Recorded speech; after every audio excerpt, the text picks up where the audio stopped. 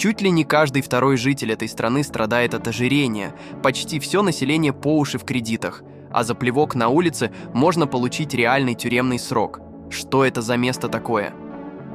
Америка. Сегодня я расскажу вам самые интересные, удивительные и спорные факты о самой богатой стране мира. А в конце видео я расскажу вам о двойных стандартах, которые царят в этой стране. Приятного просмотра! Лично у меня первое, что приходит на ум, когда меня спрашивают про Америку, это страна самая богатая и самая развитая во всем мире. Лучшая экономика планеты, с которой может посоперничать лишь Китай, высококвалифицированные специалисты, огромное многослойное и развитое общество. Но знаете, что я до сих пор не понимаю? Почему все-таки в Америке такие большие проблемы с едой? О чем я? Да о том, что в этой стране продукты для здорового питания, а это овощи, фрукты и ягоды, стоят настолько дорого, что почти все население США питается фастфудом, а это реально огромная проблема. Сказать, почему именно так происходит, я, к сожалению, не смогу, так как я далеко не эксперт. Но тот факт, что фастфуд – это плохо, видно невооруженным взглядом. Дело в том, что более трети населения страны страдает от ожирения. Вы только представьте, насколько это много. Миллионы людей реально болеют, и, к сожалению, тенденция продолжает расти.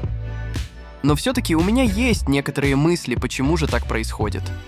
Дело в том, что все обычные и полезные продукты стоят намного дороже, чем тот же Макдоналдс. Да и готовить американцы не особо то и любят.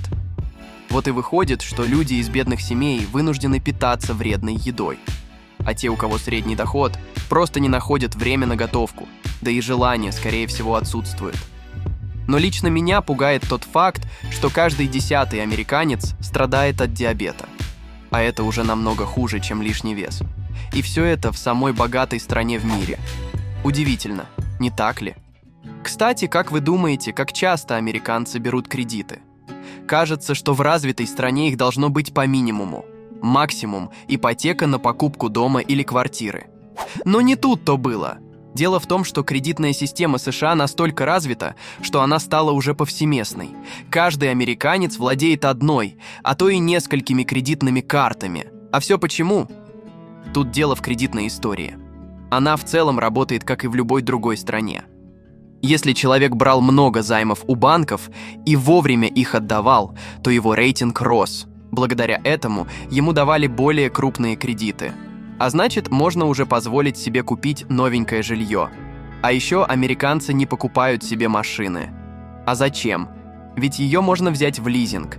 Это, если вы не знали, своеобразная аренда на длительный срок. И тут я их прекрасно понимаю. Зачем тратить огромные деньги, чтобы купить свою машину, а после ее несколько лет обслуживать, когда можно менять их раз в пару лет и тратить при этом меньше денег? Но лично меня пугает другой факт. Ладно кредиты на покупку жилья, ладно лизинг автомобилей. Но некоторые американцы владеют сразу несколькими кредитными картами. Более того, многие из них оплачивают даже базовые продукты. Есть даже те, у кого таких карточек штук 10. Страшно представить, какие там долговые ямы. Кстати, мировой кризис, который начался в 2008 году, начался именно из-за американских кредитов. На эту тему я могу посоветовать посмотреть кинофильм «Игра на понижение». Конечно же, сразу после этого ролика. Но есть еще одна очень интересная тема, про которую вы наверняка слышали. Это судебная система в Америке. Что в ней особенного? Да то, что вас могут засудить буквально за все. Не верите? Был недавно случай, один парень просто высморкался на автобусной остановке, и его посадили в тюрьму на 5 лет. А все потому, что это не понравилось проходящему мимо полицейскому. Удивительно, не так ли? Но даже эта ситуация не самая удивительная. Благодаря такой судебной системе вы можете подать в суд даже на Бога. Один парень как раз так и сделал. В его дом ударила молния, что привело к небольшим разрушениям, и нет бы обратиться в страховую компанию. Он пошел в суд и подал заявление на Бога. Этот человек подразумевал, что Бог прямо как какой-то человек несет ответственность за причинение вреда. Вот такая вот история. Что уж говорить, в некоторых штатах этой страны прямо сейчас можно украсть из магазина товаров на сумму меньше $1000, и за это практически ничего не будет. И все это при том условии, что за плевок в сторону человека можно загреметь в тюрьму. Удивительно эта страна Америка. А как вы думаете, на каком языке разговаривают в США? Вы наверняка слышали об удивительных районах в крупных городах. К примеру, Чайна-таун. По сути, это город в городе. Большинство местных жителей, как вы уже могли догадаться, китайцы. Есть еще район, где проживает русскоязычное население. И это знаменитый Брайтон-Бич. Еще крайне распространен итальянский язык, французский, испанский.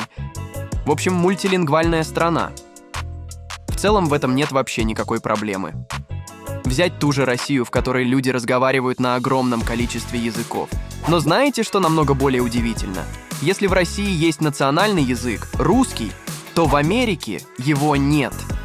Да-да, тот самый английский язык, который у нас ассоциируется именно с США, не является основным.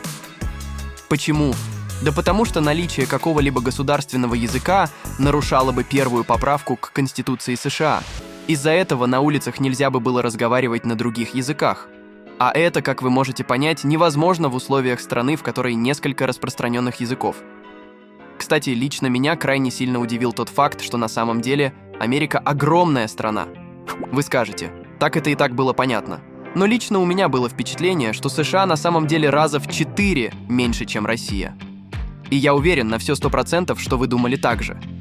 Почему же у нашего общества могло сложиться такое впечатление? Дело в том, что наши современные карты серьезно врут по поводу масштабов. Как вы можете знать, Земля не плоская. Она имеет форму шара, из-за чего полностью развернуть ее в плоскость и сохранить при этом реалистичные размеры материков просто невозможно. Именно поэтому Россия кажется такой огромной, будто одна страна занимает чуть ли не половину всех территорий суши. Но на деле Америка всего лишь в 2 раза меньше. И это примерно. Вы, кстати, можете проверить это самостоятельно. Недавно стал популярен сайт, на котором можно увидеть реальные размеры любой страны и материка. Думаю, вы уже слышали о нем. И некоторые факты могут вас шокировать, ведь тот же Китай оказывается просто огромных размеров. В общем, реально интересно поиграться с такой интерактивной картой. Теперь-то я понимаю, почему американцы так любят путешествовать по своей стране. Ведь в США огромное количество очень красивых мест. Да и сами местные жители – настоящие патриоты своей страны. Но как вы думаете, как чаще всего путешествуют в Америке? Конечно же, на машине. Ведь там есть очень развитая система шоссе и автомагистралей. Так что добраться из одного города в другой можно довольно быстро. Но для туристов из других стран подобные путешествия могут стать проблемой. Ведь на дорогах Америки довольно опасно, и можно легко попасть в аварию. Кстати, об этом. Вы попали в ДТП в Америке и не знаете, что делать дальше. Куда обращаться за помощью? Где найти грамотного юриста? Как получить компенсацию, если у вас нет страховки? Компания ДТП Америка помогла получить компенсации на 21 миллион для своих клиентов.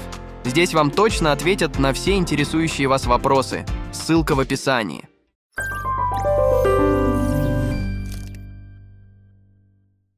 А дальше я бы хотел рассказать вам про удивительную образовательную систему в США. Вы наверняка слышали о самых лучших высших учебных заведениях мира. И наверняка замечали, что огромное их число расположено именно в Америке. Тот же Гарвардский университет или Принстонский университет. Они входят в топ лучших учебных заведений. В Америке вообще почти все население имеет хоть какое-то образование. 99% всех жителей грамотные. Примерно 30 имеют высшее образование. Ну а лучшие вузы страны выпускают из своих дверей лучших специалистов в самых разных сферах. Так в чем специфика этого образования? Тут дело в том, что хоть все граждане США и являются грамотными, на деле они не очень-то развиты. Что я имею в виду? Ну, всего лишь 40% людей знают такие страны, как Беларусь, Афганистан, Ирак. И если с Беларусью еще можно понять другая страна, да еще и не сильно крупная, то в случае с 2 другими это максимально странно.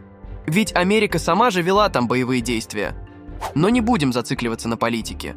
Примерно 40% жителей Америки не верят в теорию Дарвина.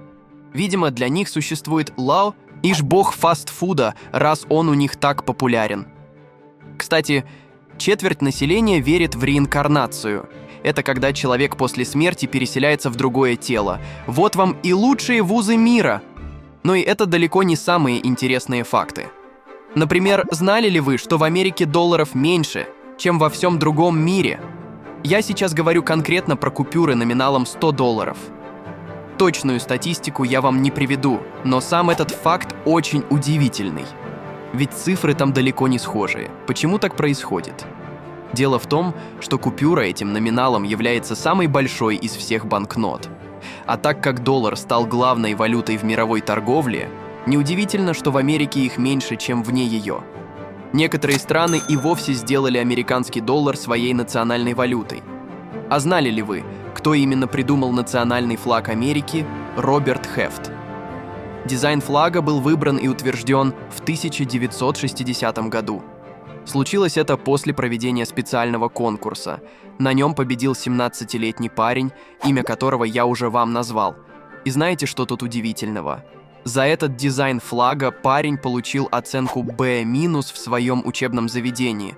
Это, если говорить более понятным для всех языком, оценка слегка хуже средней. Удивительно, не так ли? Еще один факт. По Конституции США любой житель может выразить свой протест при помощи сожжения национального флага. Это удивительно слышать, ведь в других странах за такое могут посадить в тюрьму на весьма приличный срок. Такое право закреплено в Конституции. Но куда более странно осознавать этот факт, с учетом того, что в стране запрещено снимать флаг с флагштока в знак солидарности к другим странам. А если его по какой-то причине и снимают, то складывать его нужно строго определенным образом, чтобы получился треугольник. В общем, реально странные эти ребята, американцы. Вообще, в последнее время в Америке все чаще и чаще слышно о защите прав меньшинств, поддержке чернокожего населения и общей либерализации общества. Но лично для меня эта тема кажется максимально лицемерной. Почему? Ну, смотрите, рабство в США было отменено в далеком 1862 году знаменитым президентом Авраамом Линкольном. При этом в некоторых штатах фактически рабство существовало до конца 20 века. Лишь в 1995 году в штате Миссисипи законодательно оно было отменено. Кстати, документ попал в Госреестр лишь в 2013 году. Ну и, естественно, на почве всей этой истории развилось расовое неравенство.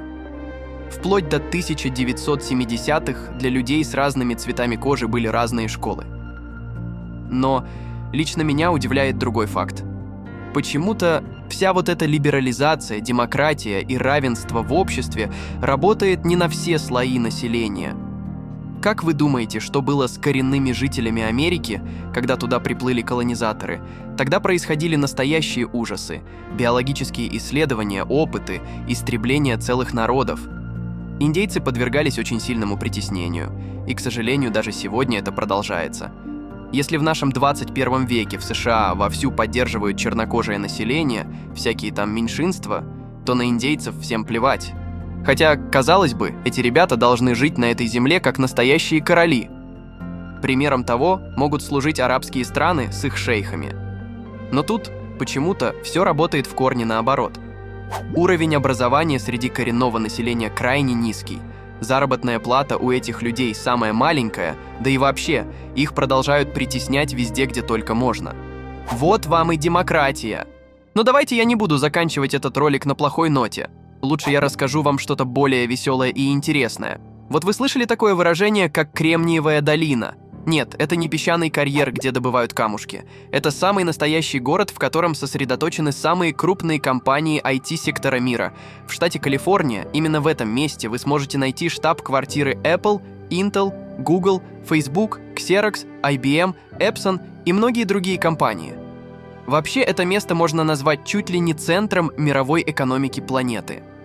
Дело в том, что стоимость 5 лучших IT-компаний Америки превышает ВВП 16 стран. Вот вам что-нибудь это говорит? Лично я теперь понимаю, почему все вокруг так много говорят именно про это место. Но и это не последний интересный факт. Как вы можете знать, Америка, РО, Дина небоскребов. В США в 1885 году был возведен Home Insurance Building. Это самый первый небоскреб на Земле.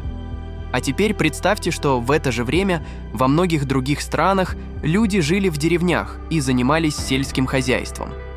Удивительно, не так ли?